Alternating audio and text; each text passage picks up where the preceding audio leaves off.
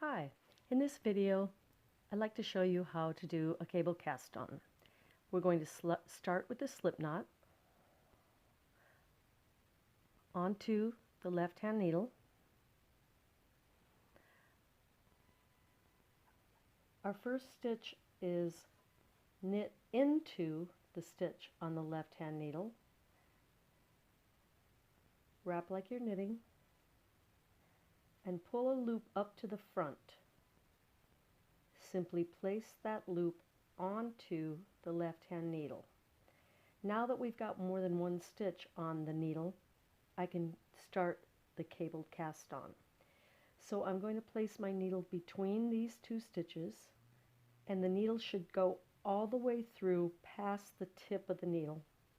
Wrap like you're knitting, pull a loop through to the front, and place that loop onto the left hand needle.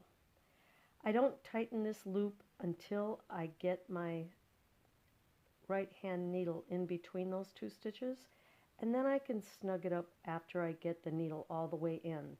Otherwise, if you tighten that loop right away, it overlaps the previous stitch and it makes it hard to get this right hand needle in between those.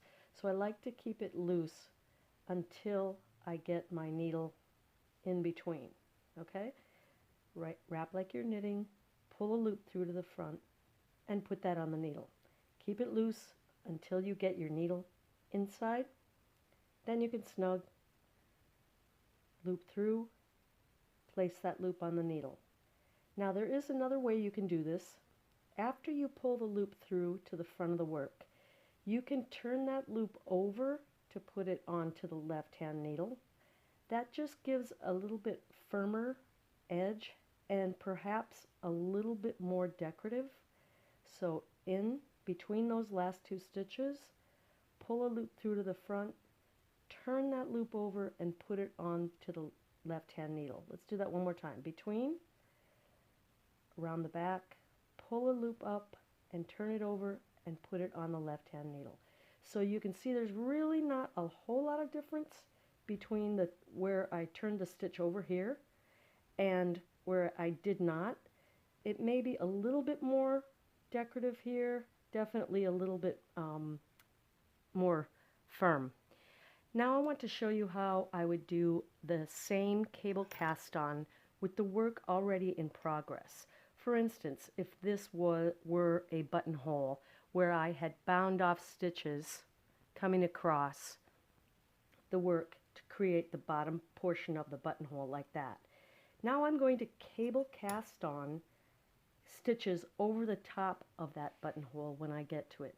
So I'm going to knit over to the place where I want to do the cable cast on. And then in order to cable cast on across that opening, I need to start by turning my work all the way around, and then I'm going to cable cast on from here. I have to take my yarn to the back, and I'm going to place my needle in between the last two stitches on the left hand needle, wrap like I'm knitting, pull a loop through, don't take anything off of this left hand needle, and place that loop onto the left hand needle. Keep it loose. Again, go between the last two stitches on the left needle, around like you're knitting, pull a loop up, place it on the left hand needle.